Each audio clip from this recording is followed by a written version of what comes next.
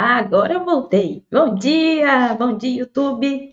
Eu tinha colocado uma imagem aqui eu tinha colocado uma imagem aqui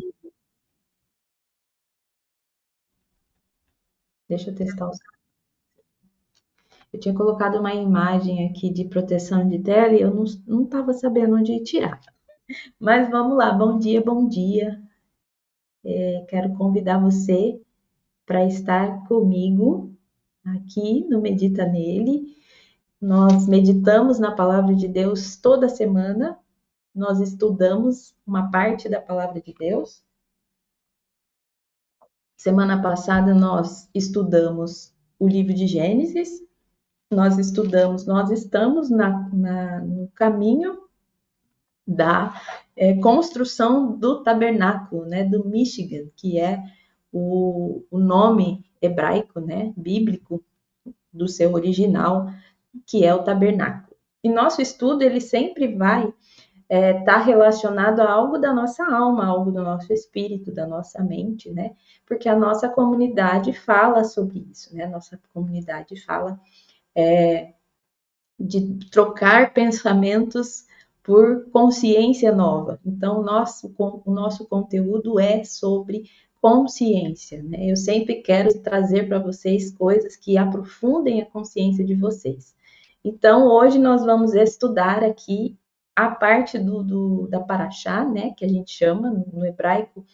A Bíblia toda ela é dividida em Paraxás, né? Não a Bíblia toda, mas a, na verdade a Bíblia toda, porque as Paraxás têm partes da Torá, que são os 5 primeiros livros da Bíblia, tem a parte dos profetas, que são Isaías, Jeremias, Ezequiel, porque contextualizam, né, as palavras as palavras da Bíblia, né, as palavras de Moisés, de Josué, e que é os livros da lei que o Senhor deu a Moisés.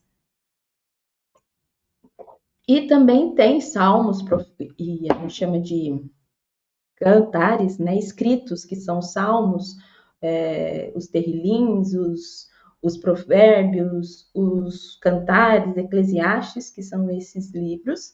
E também tem, a gente chama da Brit Hadashah, né, que é a nova aliança, que é os livros do Novo Testamento, que a igreja cristã chama de Novo Testamento.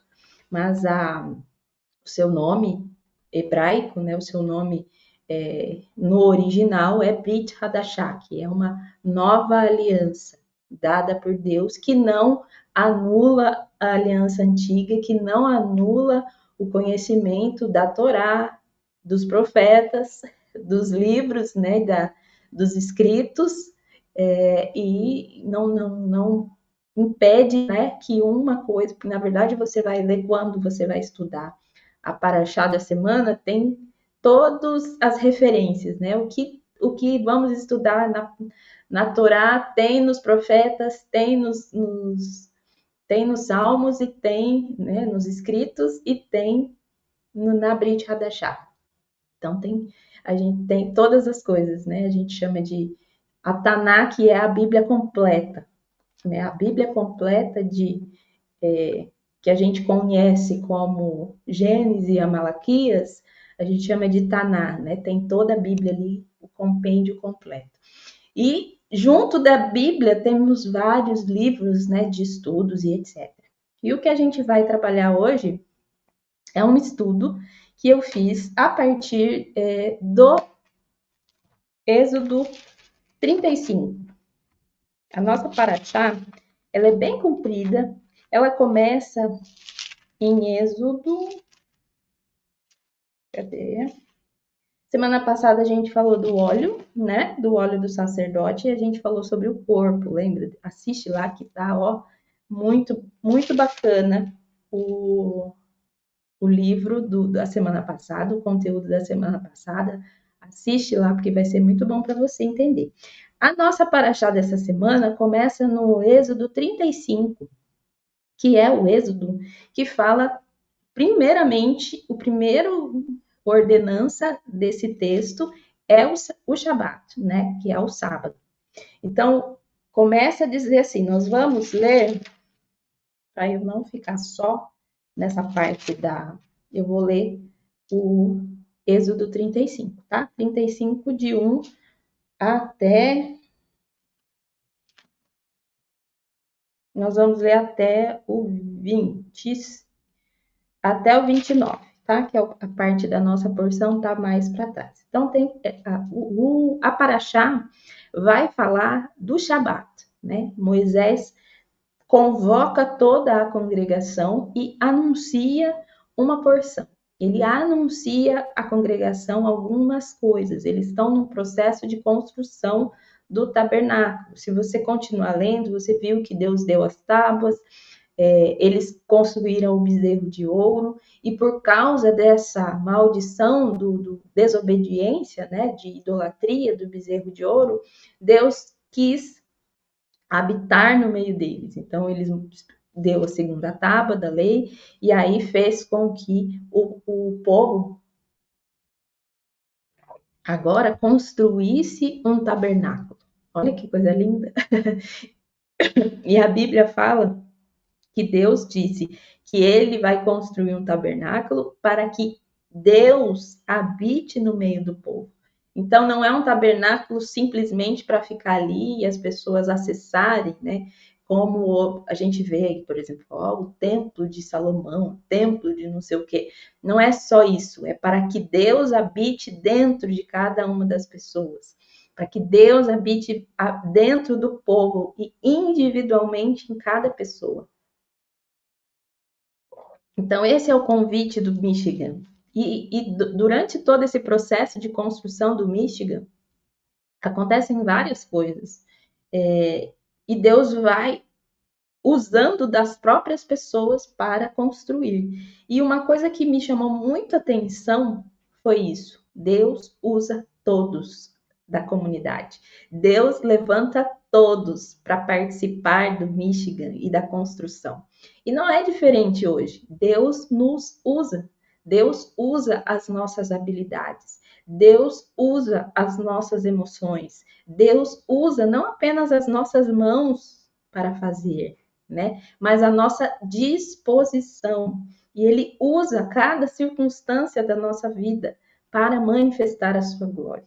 Então, isso que eu fiquei mais chamada nesse tempo de estudo é que Deus usa todos. Deus usa todos.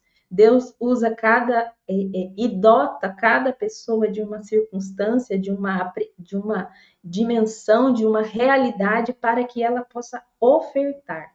E Deus espera que convida aquelas pessoas a ofertarem, a darem gratuitamente. Então é muito legal esse texto. Depois vocês leiam em casa, porque é muito bacana a gente ver, né, essa disposição de Deus nos usar. Mas eu queria que você saísse desse lugar de que Deus te usa apenas para falar da palavra, que Deus te usa apenas no ministério, que Deus te usa apenas em lugares altos. Eu queria que você levasse isso para um lugar mais simples, porque é nesse lugar simples que a gente não percebe que Deus está nos usando. As circunstâncias do dia a dia, né? Uma situação difícil com uma pessoa, uma situação de estresse, uma situação vamos supor, de doença, de alegria, de felicidade, todas as circunstâncias. Nessas pequenas coisas, Deus usa, né? Então a gente sai daquela ideia mirabolante de que, nossa, eu vou ter um ministério, Deus tem uma missão para mim, eu vou ser a pessoa mais usada por Deus, e aí a gente quer deixar o emprego, a gente, né? Já ouvi muito dessas histórias, eu quero ser missionário, e aí você quer deixar tudo para trás, você quer deixar a sua família, você quer deixar a sua igreja, você quer ir para não sei na onde, lá nos cafundó da África. Só que você não consegue ser agente de Deus dentro da sua própria do seu próprio trabalho. No seu próprio trabalho, as pessoas criticam você, no seu próprio trabalho, as pessoas olham de cara feia, entende? Então, é sobre isso, sobre a gente ser onde nós estamos plantados, e ali a gente oferecer características do nosso ser para manifestar a glória de Deus. E é isso que a gente vai estudar nesse texto de hoje sobre o tabernáculo. O que as mulheres teciam, né? A gente vai trabalhar isso. O tema do nosso estudo hoje é tecendo equilíbrio na alma. Como que isso pode carregar e significar a construção, né? O servir a Deus. Mas aí a gente vai entender. Então, Êxodo 35, vamos lá. Tendo Moisés convocado a congregação dos filhos de Israel, disse-lhes: São estas palavras que o Senhor ordenou que cumprissem. Trabalhai 6 dias, mas no 7º dia vos será santo, o sábado do repouso solene ao Senhor. Quem nele trabalhar morrerá. Não acendereis fogo em nenhuma das vossas moradas no dia do sábado. Disse mais Moisés a toda a congregação dos filhos de Israel: Esta é a palavra que o Senhor ordenou, dizendo: Tomai do que tendes uma oferta para o Senhor. Cada um de coração disposto, voluntariamente, trará por oferta ao Senhor ouro, prata e bronze, estofo azul, púrpura, carmesim, linho fino, peles de cabra, pelos de cabra, peles de carneiro, tinta de vermelho, peles finas, madeira de acácia. Tá vendo que todas os utensílios que Deus está pedindo são materiais mesmo, né? Materiais para construção. Azeite para iluminação, especiarias para o óleo da unção e para um incenso aromático, pedras de ônix e pedras de engate para a estola sacerdotal e para o peito e para o peitoral. Versículo 10. Venham todos os homens hábeis, olha só isso, entre vós, e faça tudo o que o Senhor ordenou. O tabernáculo com sua tenda, a sua coberta e os seus ganchos, as suas tábuas e suas vergas, as suas colunas e suas bases, a arca dos seus varais, o propiciatório e o véu do reposteiro, a mesa dos seus varais e todos os seus utensílios, e os pães da propiciação, o candelabro da iluminação e os seus utensílios, e a sua lâmpada, e o seu azeite para a iluminação, o altar do incenso e seus varais, e o óleo da unção, e o incenso aromático, e o reposteiro da porta, a entrada do tabernáculo, o altar do holocausto e a sua grelha de bronze, e seus varais e todos os seus utensílios, a bacia e o suporte, as colunas do átrio e as suas colunas, e as suas bases, e o reposteiro da porta do átrio, as estacas do tabernáculo e as estacas do átrio e as suas cordas, as vestes do ministério para ministrar no santuário, as vestes santas do sacerdote Arão e as vestes de seus filhos para oficiarem como sacerdotes. Versículo 20. Aqui começa a porção que a gente vai estudar.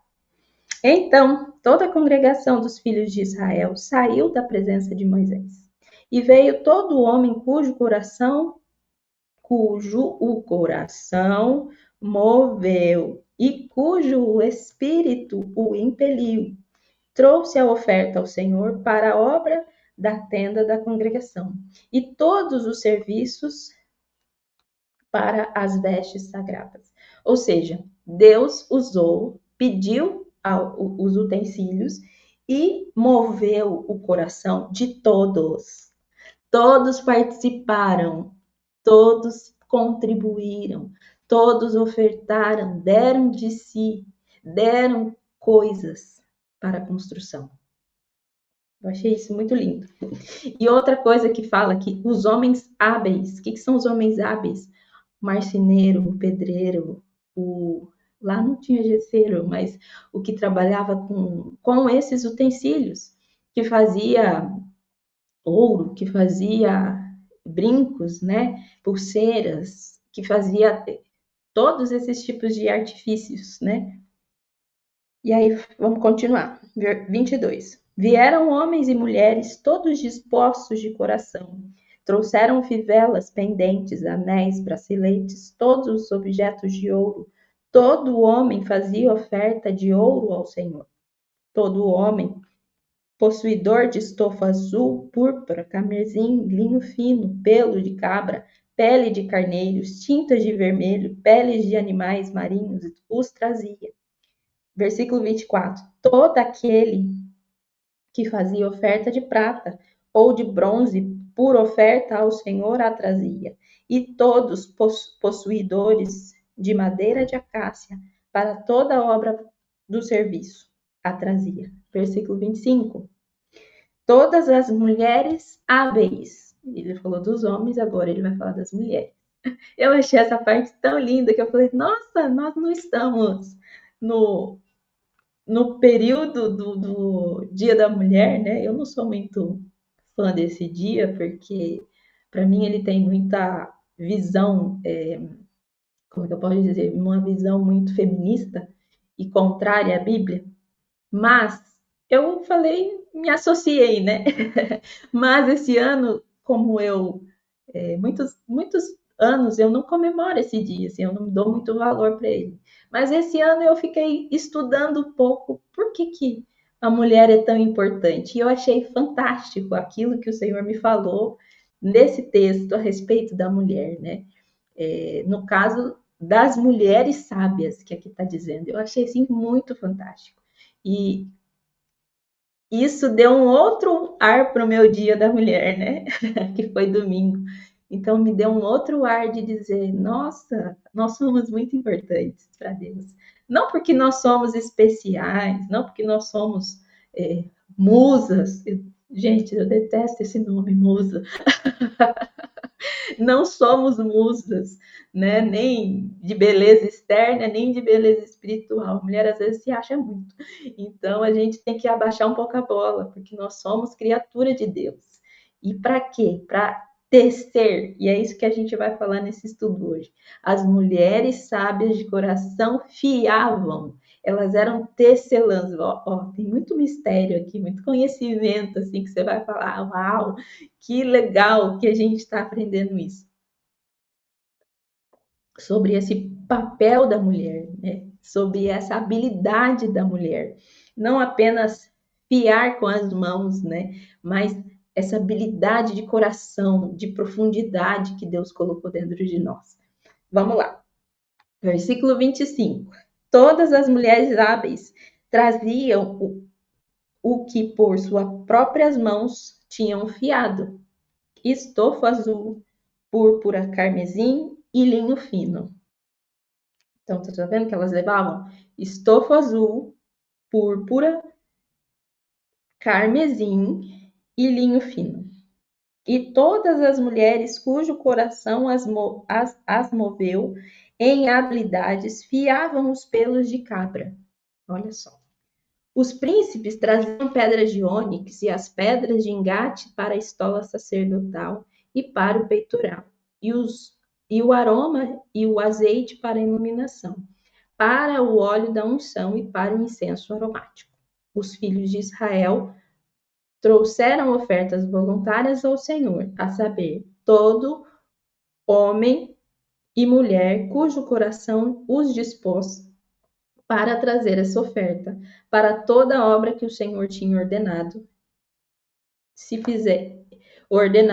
fizesse por intermédio de Moisés. E aqui a gente para a nossa porção.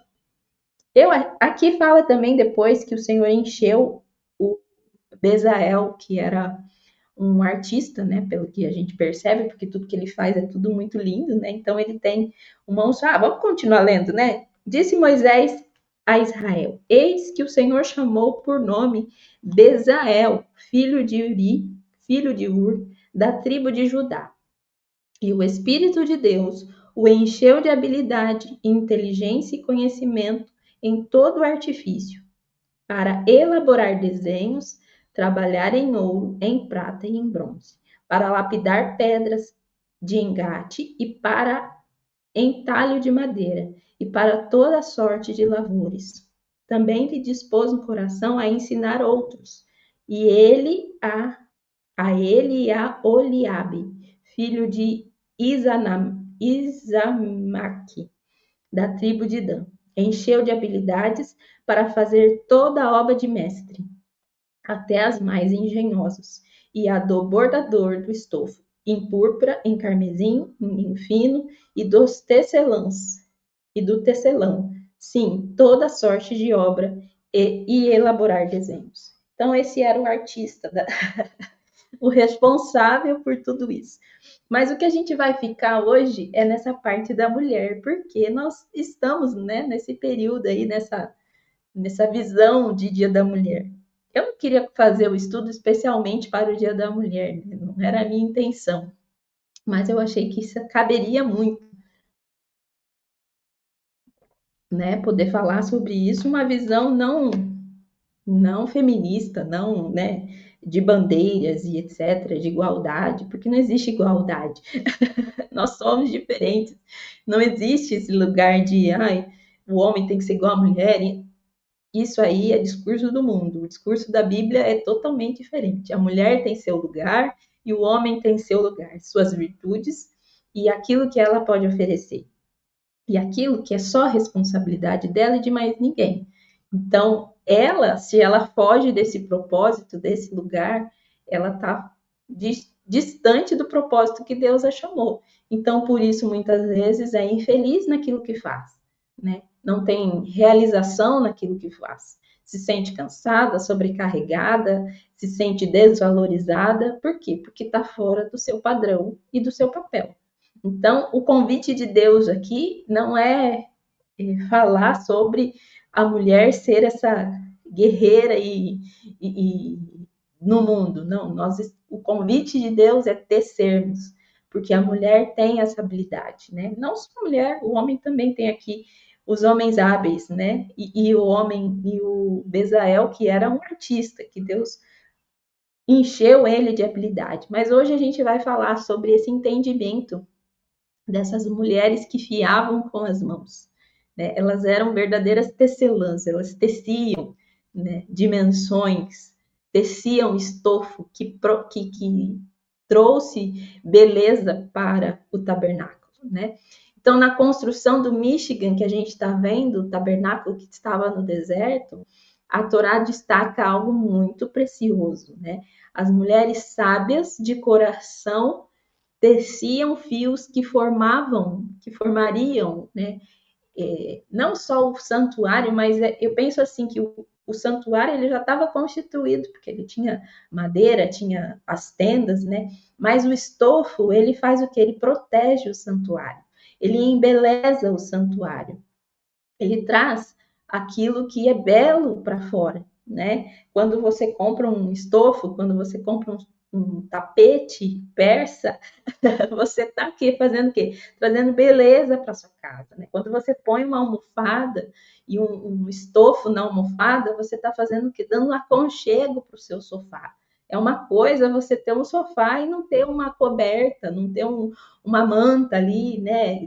De em cima para você cobrir quando está com frio, né? Uma almofada gostosinha, cheirosinha, né? Então imagino que essas mulheres elas estavam ali fiando com as mãos justamente para trazer essa porção do aconchego, né? E uma porção que só a mulher consegue dar, né? Um homem não tem, por mais instruído e hábil que ele seja, né, nesse lugar da beleza, ele não consegue dar para uma casa esse ar de casa, né? A casa nunca vai ser casa, literalmente, E então é muito diferente quando a casa é só de um homem e a casa é só de uma mulher. Você vê duas pessoas que moram, né, solteiras, né, um homem e uma mulher. A casa dos dois é totalmente diferente. Por quê? Porque o homem não tem essa habilidade de dar, né, para o ambiente, para a casa, esse lugar de aconchego que a mulher tem, que é nato dela. Então, mesmo que uma mulher seja solteira, ela consegue dar esse ar para sua casa, independente se ela tem filhos ou não. E isso só vai se tornando melhor e mais apurado quando ela vai tendo seus filhos, quando ela vai se tornando mais velha, né? Quando ela vai se tornando aí uma mãe, uma matriarca, e aí ela vai trazendo essa beleza para o lar. Então, essa qualidade feminina é só a mulher que tem. Não existe lugar onde o homem possa ocupar esse lugar e nem vice-versa, né? A mulher querer ocupar o lugar do homem, porque tem uma parte da identidade masculina e do lugar masculino no mundo e na criação de Deus que só ele pode existir, que só ele pode estar, né? Que faz parte dele, não, mesmo que a mulher queira ocupar, ela não vai ser bem sucedida, né? Ela não vai ser bem sucedida. Então tem separações, sim, somos feitos separados, né? E o que nós vamos entender aqui na construção é o que está lá, esse texto, esse estudo, eu tirei, né? Eu estudei lá do Zohar, na porção Mazot, que é do Rabi Yahuda e do Rabi Isaac, né? E Isaac. E o que eles explicam dessa porção? Eu fui estudar justamente esses dois versículos, né? O 25 e o 26, que fala das mulheres hábeis que tinham coração sábio e que fiavam com pelos, com púrpura e estofado, púrpura, camisinha e linho. E eu fiquei pensando, Deus, por que essas mulheres tinham que ter corações sábeis para fiar? E aí eu cheguei num entendimento muito interessante. Então fala assim, eu vou ler algumas coisas que falam lá, tá? E todas as mulheres que eram de coração sábio giravam, no original, o termo fiar giravam com as mãos e trouxeram o que havia girado, tanto o azul quanto o roxo. Ou seja, no original está escrito assim, não está escrito que elas teciam com púrpura. Não, elas giravam com as mãos, ou seja, elas trançavam, né, vamos dizer assim. Elas trançavam. A escritura diz azul e roxo, ou seja, elas trançavam com duas cores, azul e roxo. E essas cores são não que são cores contidas nas cores, ou seja, existem duas cores principais, branco e vermelho, entendeu? E as cores azul e roxo não são sozinhas, elas são uma mistura dentro dessas cores, ou seja, o azul e o roxo elas são produzidas pelo branco e pelo vermelho. Então, as cores principais, azul, o vermelho e o branco, o azul e o púrpura são uma cor produzida, ou seja, não existe, certo? Então, é uma cor que é produzida. Então, elas precisavam trançar. Então, eu fiquei imaginando assim um tecido, sabe aquelas tecelãs que vão juntando fio a fio, assim? Não sei se você já viu alguma coisa do tipo, mas que ela vai juntando fio a fio, ela vai juntando um fio branco, um fio não sei o quê, um fio, no caso, né, um fio branco, um fio vermelho, um fio branco, um fio vermelho, um fio branco, um fio vermelho, e ela vai trançando, e aquele fio que era outro branco e outro vermelho, vai se tornando azul, vai se tornando uma cor só.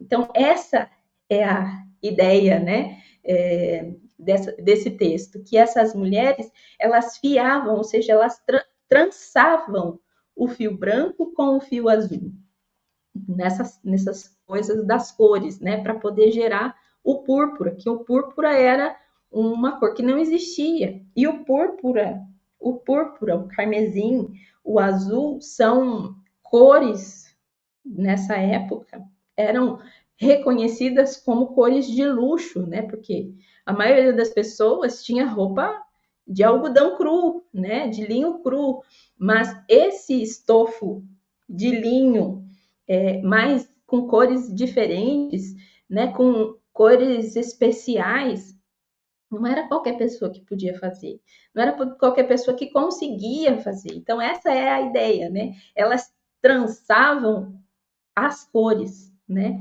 E no caso, a linha ali, né? Vamos continuar aqui para a gente entender essa ideia. Que você vai falar, mas o que isso tem a ver comigo, Carolina? Muita coisa, vamos lá. Esse é o significado de que as cores azul e roxo estão incluídas dentro dessas duas cores, né? O branco e o vermelho. Então, lá na Bíblia, quando diz que elas buscam linha e lã e trabalham de bom grado, que você lê lá em Provérbios 31, lembra? Por isso que eu lembrei da mulher virtuosa, fala isso, né? Provérbios 31 fala dessa mulher que é virtuosa, de coração sábio, e que ela tece. Por isso que eu lembrei da mulher, do Dia da Mulher. Eu falei, olha só o que eu vi de gente pegando água, o que eu vi de gente postando Provérbios 31 e mandando, né? Feliz Dia da Mulher, e aí mandava Provérbios, não sei o quê. Então, o que significa esse Provérbios 31? Que é o conselho do rei, né? De uma mulher que é louvada. Que é esse provérbio, ele é cantado todo o Shabat, quando se senta na mesa, né, na tradição hebraica, depois de fazer a halá, né, a mulher tem 3 funções dentro do Shabat. Ela precisa acender as velas do Shabat e ela precisa fazer o pão do Shabat, que a gente chama de halá.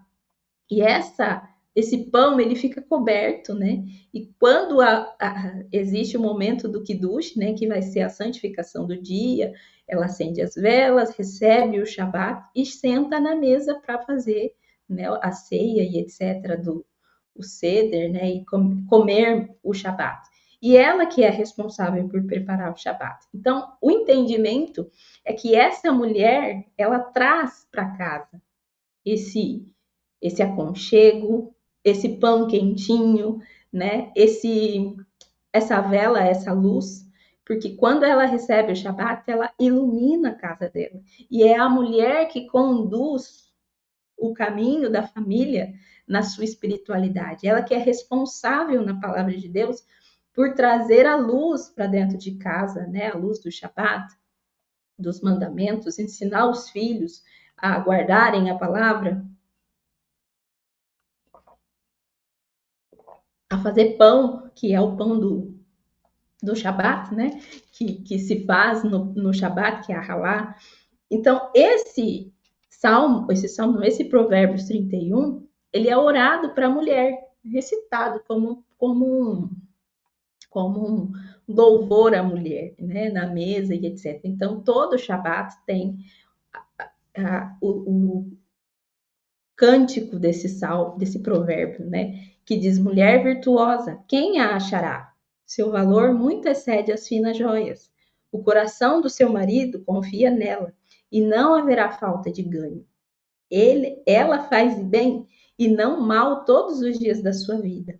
Busca lã e linho, e de bom grado trabalha com as mãos. Olha que interessante. Trabalha com as mãos. A gente escuta isso no mundo, né, convencional, no mundo gospel, no mundo cristão, e a gente usa esse provérbio para falar muito dessa mulher que é fazedora, essa mulher que é trabalhadora. E aí fala aqui que ela é como um navio mercante, que ainda de noite ela se levanta e ela dá mantimento para sua casa e as tarefas para as suas servas, né? E examina a propriedade, compra, planta uma vinha e fala muito dessa mulher, né? E louva muito essa mulher como uma mulher fazedora no mundo de fora. Mas, na verdade, o que faz essa mulher louvada é ela ocupar o lugar que ela ocupa dentro. É ela ser essa mulher que Deus chamou ela para ser. É ela buscar lã e linho para tecer realidades e dimensões. E é isso que me chamou a atenção, porque a hora que eu comecei a ler, eu estava no. Foi na segunda-feira, né, que terminou o Dia da Mulher, e eu vi muita gente postando, né, essa mulher, esse louvor à mulher.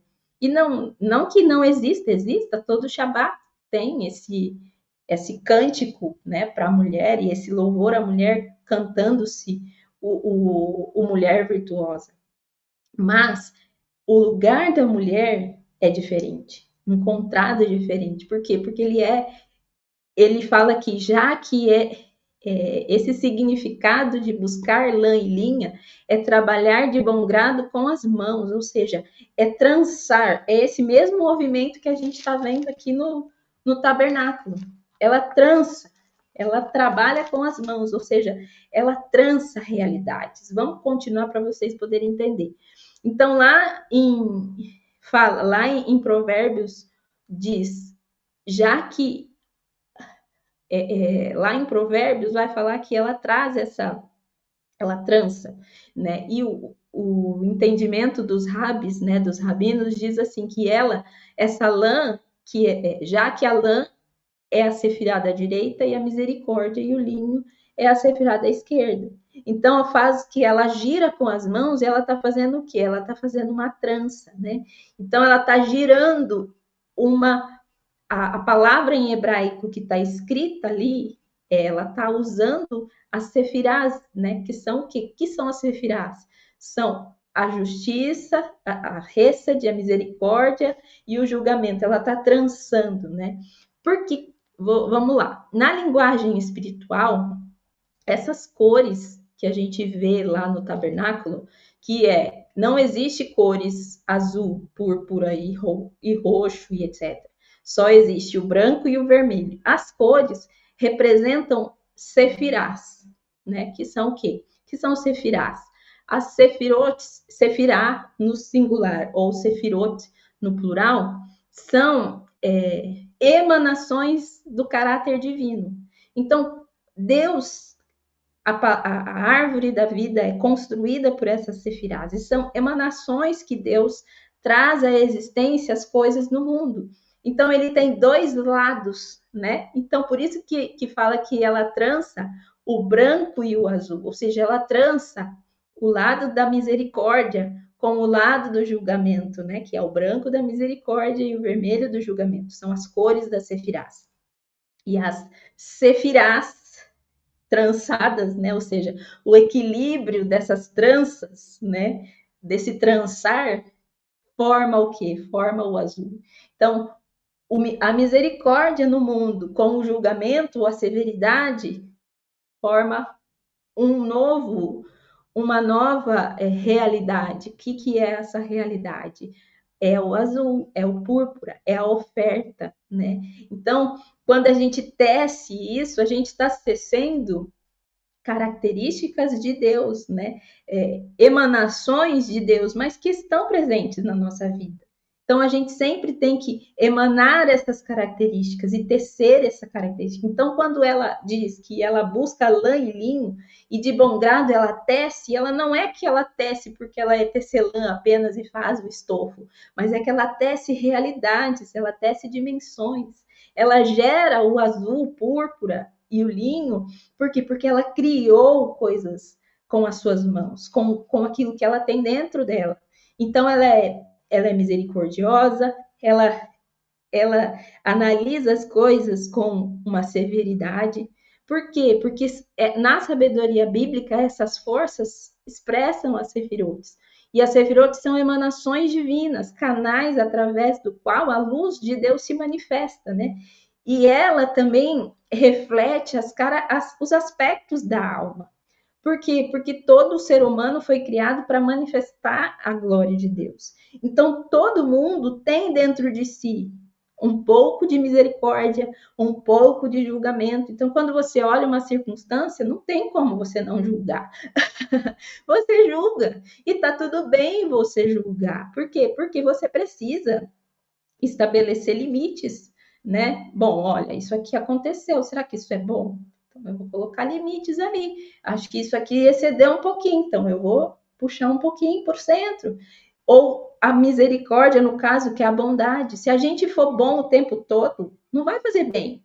Às vezes o seu filho não está precisando de bondade, o seu filho está precisando de severidade para que ele ande na linha. Às vezes o seu amigo de trabalho, aquela pessoa com quem você convive, está precisando que você seja mais energético com ele, para que ele possa acordar.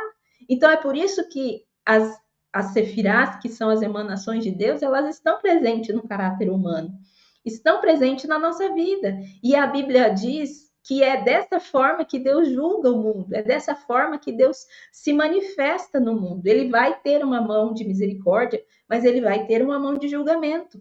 E o que ele quer? O equilíbrio das duas forças.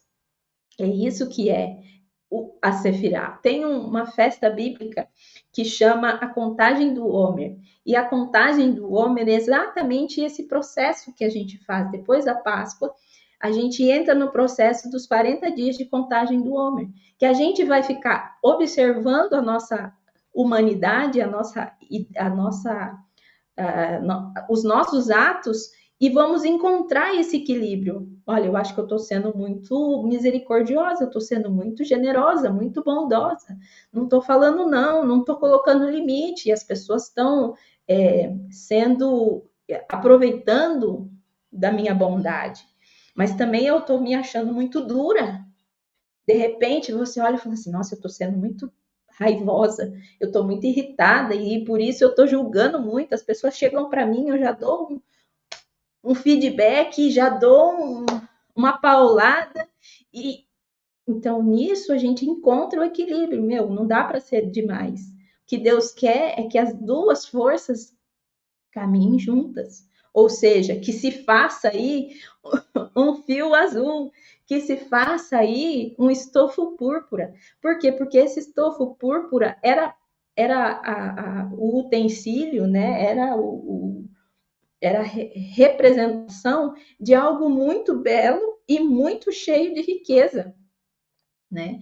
Então, os lugares onde existia essa riqueza, você via estofo púrpura, linho, você via assim, nossa, as pessoas tiveram tempo para fazer isso, investimento para fazer isso. Então, era aspecto de riqueza, né? Essas cores. Então, hoje, a gente também pode levar essa consideração, né? Salmo 89 diz: o mundo está construído sobre Chesed, que é a misericórdia. Então, o mundo que Deus criou, Salmo 89. Salmo 89.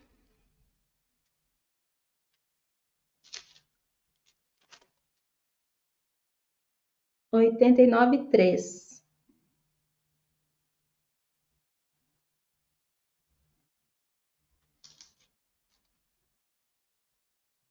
O mundo é construído por misericórdia, ou seja, Deus, ele constrói o mundo com misericórdia.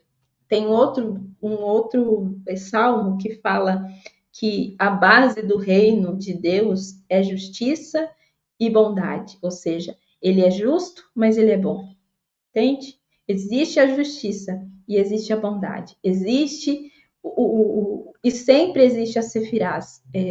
Eu estou preparando um estudo que a gente vai trabalhar essas sefirás e a gente vai aprender um pouco dessas sefirás.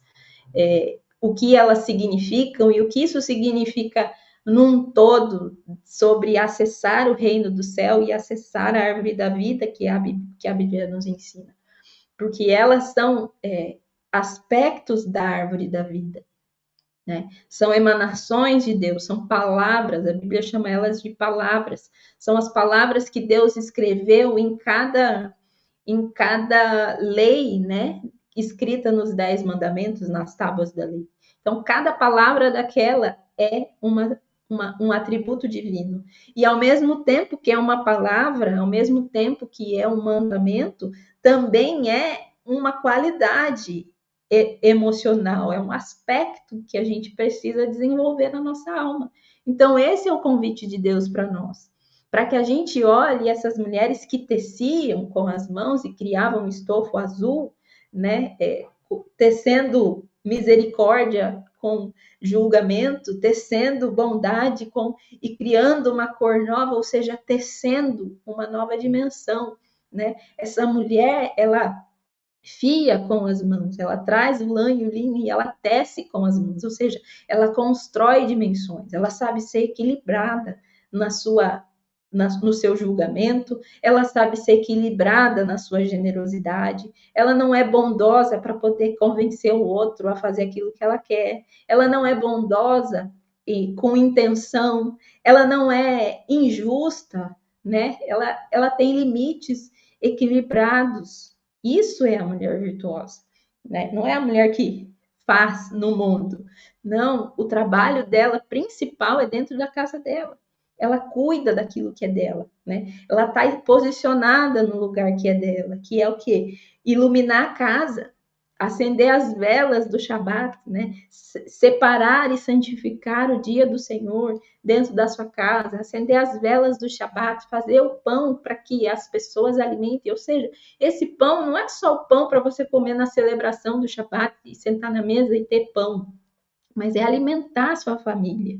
De alguma forma, nutrir essa família. De alguma forma, trazer aconchego para essa família. Lembra que eu falei no começo que a almofada, né, de um estofado, um tapete, trazer essa harmonia para dentro dessa casa. É isso que essa mulher faz. Ela traz aconchego para tudo que ela põe a mão. Essa é a mulher louvada. Essa é a mulher sábia, né? Que é a mulher que tem o quê? Que é um outro atributo, que é um outro a sefirá, que é a Hokmah, né? A sabedoria dentro da palavra de Deus não é simplesmente sabedoria, sapiência, como a gente entende, mas se chama Hokmah. Então, uma mulher que tem Hokmah, que é outra atributo da palavra de Deus. Nós temos 10 atributos na Sefirás. Nós temos o Keter, que é a vontade de Deus, né, suprema. Nós temos a Hokmah, que é a sabedoria. Nós temos a Biná, que é o entendimento, ou seja, primeiro você tem a compreensão de Deus. Vem a luz, o entendimento, a Biná, vai te trazer clareza. O que eu estou entendendo? E aí, então, você vai trazer o quê? Misericórdia para o mundo. Por quê? Porque você vai trazer ações para o mundo. Então, as 3 primeiras sefirás são elevadas, elas são do mundo superior, são do mundo de Deus, de Keter. Vem da vontade de Deus para quê? Para que você construa. O construir no mundo, as ações que você faz no mundo, aquilo que você faz com o seu trabalho, no trabalho das suas mãos, aquilo que você tece de realidades espirituais, né? Por aspectos da sua alma trabalhados, retificados para Deus, isso tudo passa por cada uma das sefirás, né? Então, aí depois a gente vai ter a Hokmah, depois a gente vai ter o Hesed, que é a misericórdia, vai ter a Gevurah, e elas são opostas. Então, sempre uma está oposta à outra. Por exemplo, a Hokmah está oposta à Binah, né? A sabedoria, ela vem do céu, ela vem de Deus, é o próprio Yeshua. A Binah é o entendimento, é a parte mais do meu pensamento, a minha consciência. Lembra que eu falei que o nosso Drops, ele é nosso propósito é trazer entendimento e consciência, ou seja, é eu usar a sabedoria de Deus para me trazer o quê? Binar, para me trazer o quê? Expansão, né? E isso vai gerar o que na minha vida? Vai gerar misericórdia, vai gerar Gevurah, que é severidade, vai gerar vitórias, vai gerar beleza, glória, tiverê, né, que a gente chama, e vai gerar as outras sefirás, né, que Deus criou o mundo através dessas palavras, e ela colocou elas dentro de nós, né, colocou esses atributos e esses aspectos dentro do caráter humano. E a gente precisa sempre rever esse caráter. Lembra que eu falei? Tem uma festa que é a contagem do Homer, que é justamente esse lugar onde a gente para por 49 dias antes de receber a Torá e analisa os nossos aspectos da nossa alma. Se a gente está de acordo com a vontade de Deus em cada um desses lugares, né? Então, é o convite de Deus nesse tempo. Já estou chegando no fim, tá? Já estou terminando. Então, cada uma das mulheres, elas teciam, né? Teciam a misericórdia com o julgamento. Então, quando o texto diz que elas fiavam com as mãos, os sábios explicam que isso significa algo muito espiritual. Elas entrelaçavam a sefirá da direita e a sefirá da esquerda, fazendo um novo cordão ali, né? Então, assim, os fios do Michigan eram também eram tecidos, né? Eles representam a harmonização das forças espirituais do universo, né? Eles retificam os aspectos da alma, porque isso acontece para a gente poder equilibrar as duas porções, é o que eu falei. Como que eu vou equilibrar a minha misericórdia? Expressando bondade, generosidade, compaixão, ajudando, servindo o próximo, dando, ofertando. Como que eu vou equilibrar o meu julgamento? Expressando nas minhas atitudes, colocando limites saudáveis, colocando disciplina para fazer as coisas. Olha, eu preciso ser disciplinado na academia, eu preciso ser disciplinado dentro da minha casa, eu preciso pôr disciplina para os meus filhos, vou ter que falar não, mesmo que eu não goste, mesmo que eles chorem, mesmo que eles fazem birra, eu preciso falar não. Eu preciso ter responsabilidade moral para onde eu convivo, né? Eu preciso ter uma visão cidadã dentro da onde eu estou. Eu não posso só pensar em mim, eu não posso ser egoísta. Eu preciso pensar em nós. No meu coração sempre tem que ter o nós, não pode ser só o meu, para mim, é meu, não, é nosso, para nós, né? E a mulher tem esse papel de pensar na sua casa, de estabelecer coisas para todos, não só para ela ou para o seu filho. Já pensou se uma mãe só pensa em si? Vai ser uma mãe narcisista. Não vai colocar esse entendimento no filho. Filho, você não pode pensar só em si, você tem que pensar nos outros.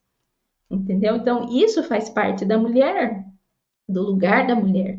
Então, esses limites, né, são expressados através de comportamentos simples que a gente faz no nosso dia a dia, né?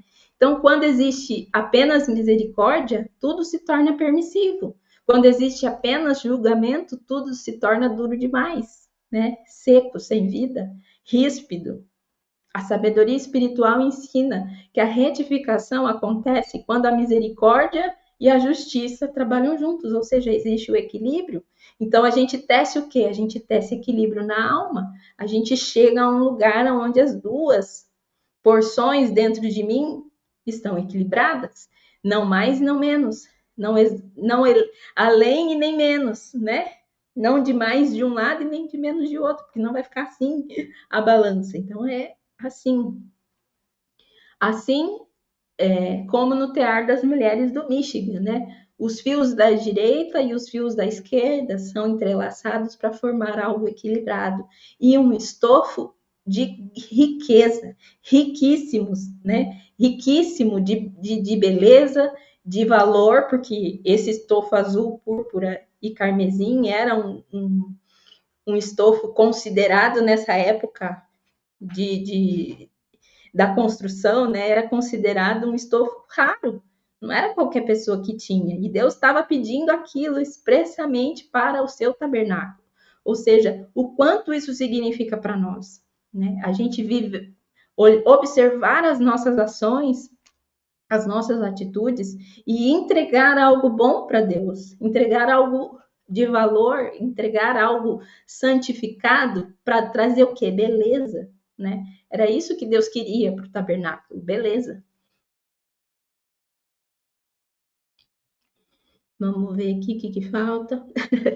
Eu tenho a minha colinha aqui. A sabedoria espiritual ensina, né, que a retificação acontece quando a misericórdia e a justiça trabalham juntos, né?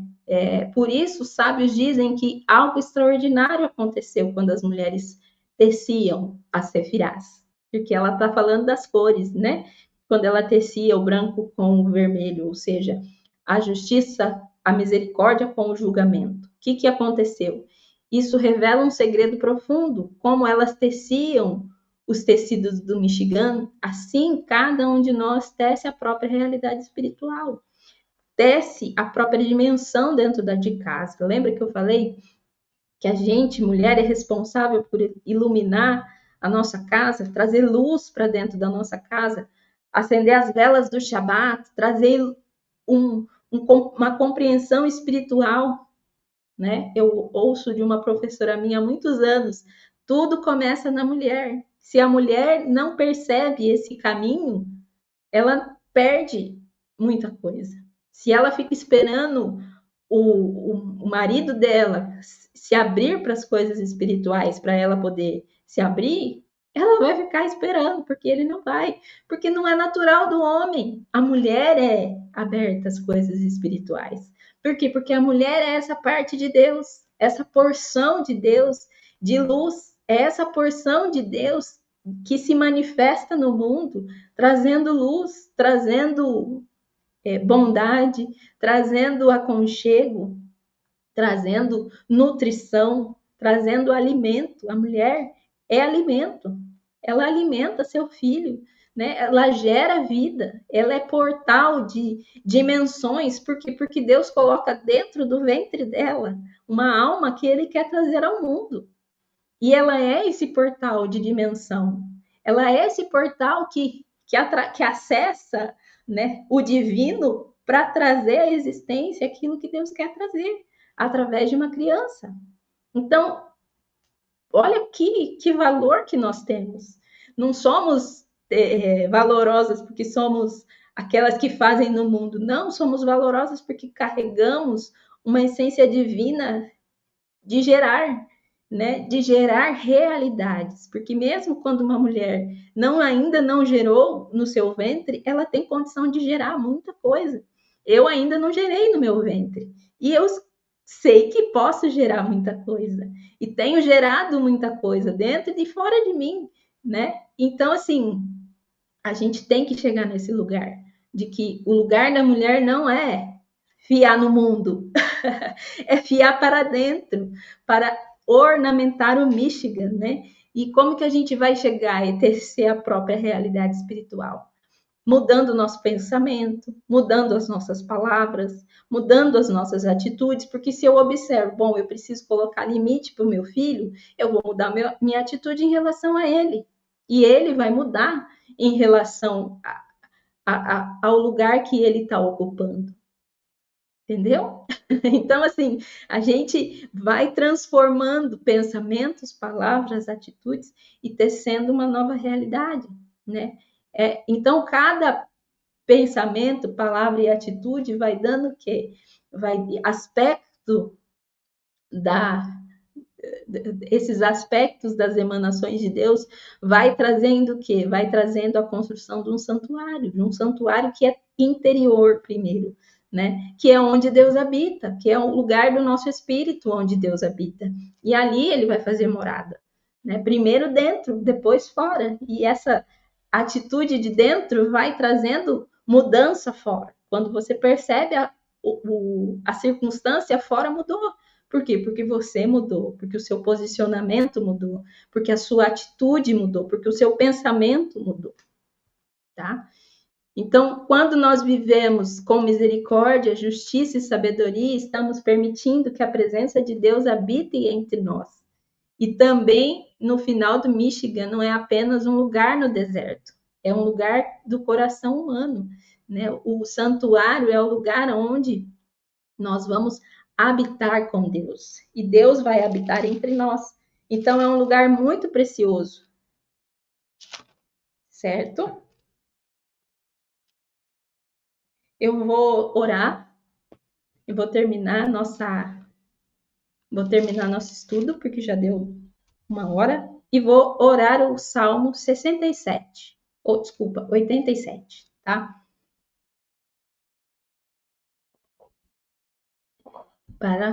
E eu te indico que você ore. Eu não vou orar o Salmo 89, eu queria, mas ele é muito grande, eu não quero perder muito mais tempo de vocês.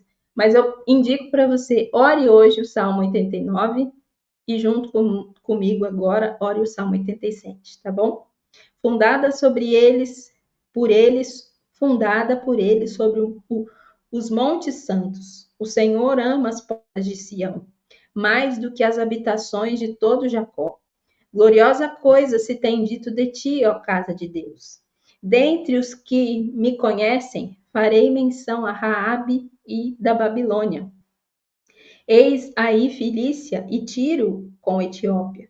Lá nasceram, e com respeito a Sião se dirá: este e aquele nasceram nela, e o próprio Altíssimo a estabelecerá.